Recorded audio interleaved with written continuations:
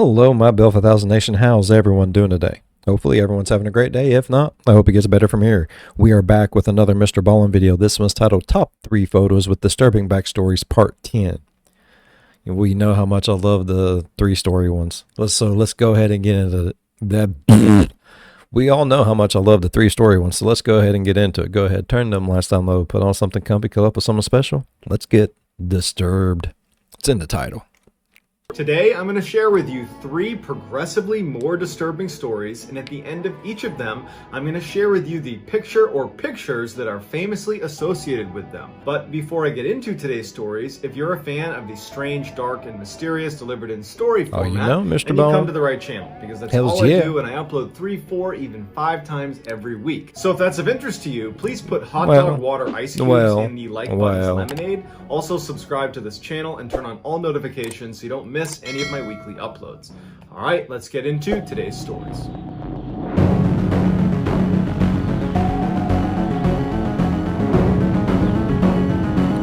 Oh, I am excited. 3 minutes.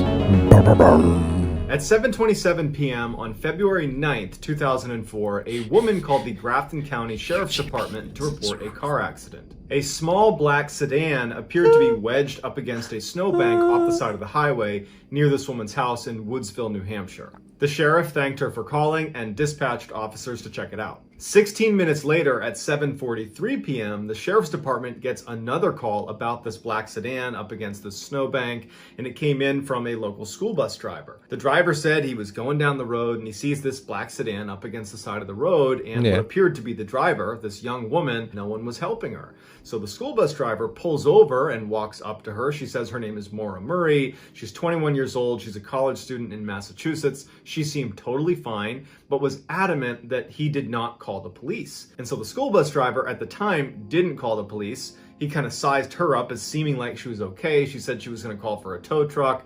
And so he left thinking she was going to be just fine. But only a couple of minutes after leaving the scene, he felt like, you know what, I got to call the police because something just seemed off. The sheriff tells her that they had already gotten a call about 20 minutes earlier and that officers would be there any minute, and I'm sure she's just fine. 3 minutes later, the officer who was originally dispatched to check out this black sedan shows up and radios in and says, the black sedan is here, but there's no girl, there's no driver. Police do an initial search of the area. They can't find Maura. There's no sign of where she would have gone. There's no sign of a struggle. They get in touch with Maura's family. They can't get in touch with Maura, and so it's like she just kind of vanished. And so that night, they labeled Maura officially a missing person. I have never heard the name Maura before. I imagine she got picked on a lot in school. But that's a beautiful name. I like it. Maura.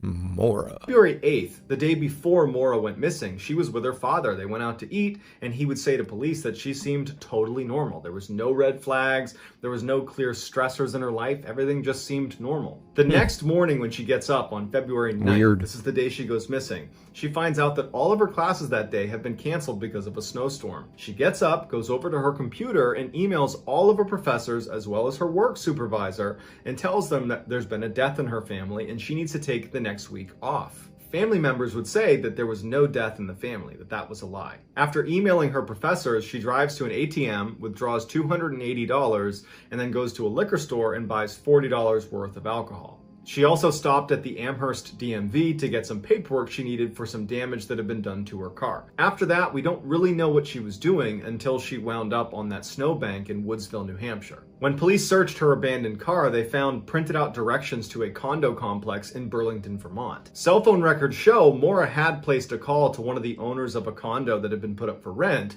but Maura had not indicated to anyone in her life that she was looking to rent a condo in Burlington, Vermont. Nor had she indicated to anyone that she might be traveling to Vermont for any reason. When they searched her dorm room, all of her belongings had been packed and her room had been meticulously cleaned. It was clear that she was getting ready to leave her dorm, but this is mid-semester. There's no reason she'd be leaving prematurely. And on top of her belongings in her dorm room was this typed up note to her boyfriend detailing all of their relationship issues. It wasn't a breakup note, but it was definitely something close to that. Most of Maura's belongings were either in her dorm room, all packed up, or in her abandoned car. But her cell phone, debit cards, and credit cards were all missing. However, they were never used again after the day she went missing, February 9th. 6 days after Maura went missing, a massive search is conducted around her abandoned car. They covered 20 square miles. Did she ghost herself? Helicopters, they had sent sniffing Look at dogs, the puppy they had eating hundreds of snow. people on the ground, and there was just no trace of her. But even more strangely, on the night Maura went missing, there was snow on the ground. So you'd think you'd be able to find a couple footprints showing you where Maura might have gone. But there was none, and the scent-sniffing dogs could only track her scent about 100 feet away from the car before they lost the scent. It was like she vanished into thin air. So something happened to Maura Murray between 7:46 p.m. when the Aliens. bus driver left the scene and called the police. He said she was there, he saw her, and 7:49 p.m. when the officer who was dispatched arrived on scene and Maura's not there. She went somewhere, we just don't know where or why or with who. And unfortunately, to this day, this case remains unsolved. Here is the final picture of Maura Murray. This is her withdrawing $280 at that ATM shortly before she hopped back in her car, drove up to Woodsville, New Hampshire, It was crashed aliens. on the side of the road, and then disappeared. Guarantee it. Definitely aliens. And for those of you who think I'm an alien, Armin Meiwes seemed like a really good I am not going to confirm or deny. Okay? So let's just move on. guy. He mowed his neighbor's lawn, he offered to fix his friends' cars, he would host these great dinner parties at his house. But underneath that charming outer layer, Armin Meiwes was a deeply disturbed individual. In 2001, Armin would place an ad on the internet seeking a young, well-built man that is looking to be slaughtered and then consumed. Meiwes actually got a lot of replies to this, and people acted like they were interested, but I think people were just responding because it was such an outrageous thing he was asking for, so no one went through with it. Until a man named Bernard Brandes saw it, who had previously placed an ad on the internet himself, asking if there was anybody out there that would slaughter and eat him. So perfect match. So Brandes reaches out to Armin and says, yes, I'd Finding love love to. in all the On wrong March places, 9th, bro. 2001, the two meet up at Armin's house. Brandes lays down in the bathtub while Armin sets up a video camera. He wants to film this for a variety of reasons, but mostly he wants to make sure that everybody sees that Brandes is doing this willingly. On camera, Brandes gives Armin the go-ahead. Initially, Armin tries biting into Brandes, but apparently he was too chewy, so Brandes suggests he gets a knife. After successfully removing a piece of Brandes, Armin fries it up in a pan, and the two of them begin to eat it. But apparently it was too burned to either of their liking, and they would feed that piece of him to the dog. At this point, Brandes is in and out of consciousness. Can't go to because waste. he's losing a lot of blood, so Armin decides to take a break and go to his room and read a Star Trek book. When Armin goes back in the bathroom, it's clear that Brandes is still alive, but he's on the verge of death. So, after much deliberation and quite a bit of praying, Armin ultimately ends Brandes' life and then proceeds to butcher him and put all of his meat into a freezer. Over the next 10 months, Armin would consume over 44 pounds of Brandes. In December of 2001, Armin put another ad online seeking somebody else that wanted to be eaten, and that ad would get sent to the police, who would go to Armin's house. They would find Brandes' remains behind pizza boxes in the back of his freezer, and they would arrest Armin. Despite showing police the videotape that showed Brandes repeatedly consenting to what was happening to him, Armin was still given a life sentence. This is the picture that Brandes put online in hopes that it would attract someone that would want to eat him. And this is the bathtub where Armin Meiwes would grant Brandes that wish. That's fucked up, bro.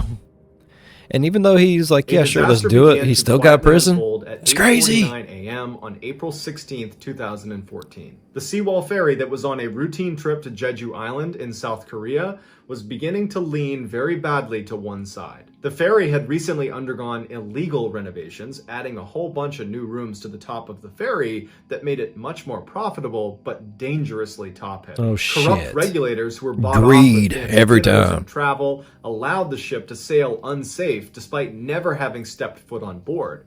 Had they gone on the ship themselves, they would have seen immediately how unsafe it was. On April 16th, the day this ferry is making its way to Jeju Island and is now leaning to one side, ferry workers had loaded twice the legal limit onto the ferry and then hadn't properly secured really any of it. So there were cars and shipping containers that were not tethered. So as the badly balanced Seawall ferry is making its way out to Jeju Island, it hits some very strong currents and makes a sharp turn to avoid them, causing the ship to begin to keel over. As soon as it begins to keel over, all those unsecured cars and containers all shift all at once to one side of the ship, causing it to completely roll over on its side and begin sinking. On board were 476 passengers, of which 325 were high school students on a school trip. As soon as the ship comes to rest on its side, the captain comes over the intercom. Didn't we do a That Chapter or Coffee House Crime video on that too?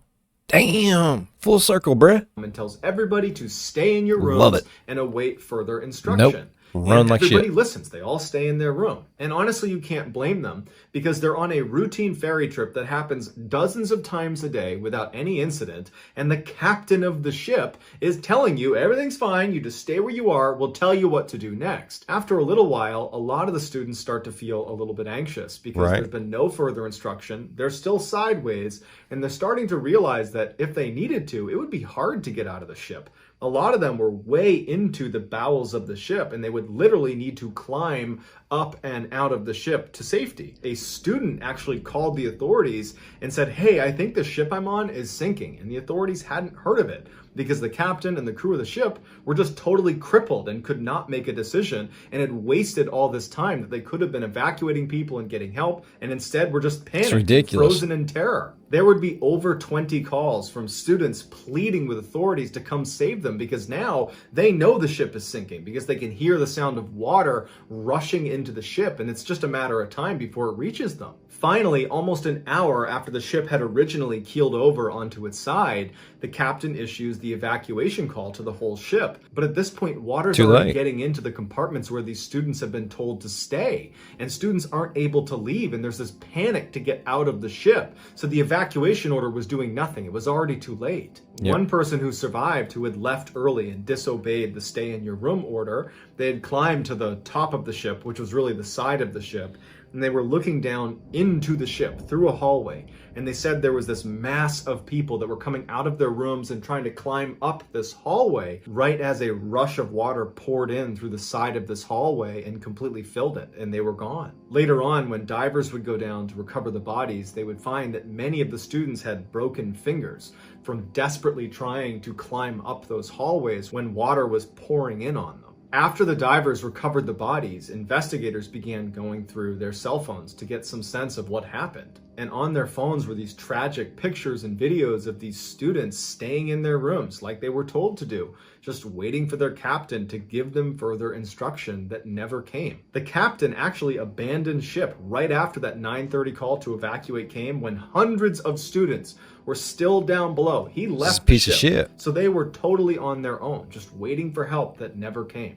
Of the 476 passengers, 304 would perish, and many believe that almost all of them could have been saved had they just evacuated as soon as the ship keeled over. And so as a result of his gross negligence, the captain was given a life sentence. So that's going to do it, guys. Let me know in the comments what you thought of the He deserved more than a life sentence. Motherfucker deserved to have, like, all the families go out there that had kids that died because of him and beat the living shit out of him. Really enjoyed today's video. If you all enjoyed today's video as much as I did, please go down there, leave a thumbs up. While you're down there, go on over, slap that subscribe button, become part of the Built for 1000 Nation. We do some crazy stuff here, bro. If you want to know when that crazy stuff happens, ding that bell. It might work for you. It might not. It probably won't. But if it do, jump in on one of my premieres. Get over in the live chat and be like, "Hey, Bill, you know, every time it dings, I get this reverb that goes through my body. It makes my nipples so hard, and every time my nipples get hardened, I think of you now." I'm like, hell yeah. Leave a like and dip. That's all you got to do. As always, be good to one another. I'll see you in the next one. Bye-bye. Man, Mr. Ballin, some of these just get fucked up, bro. I mean, come on.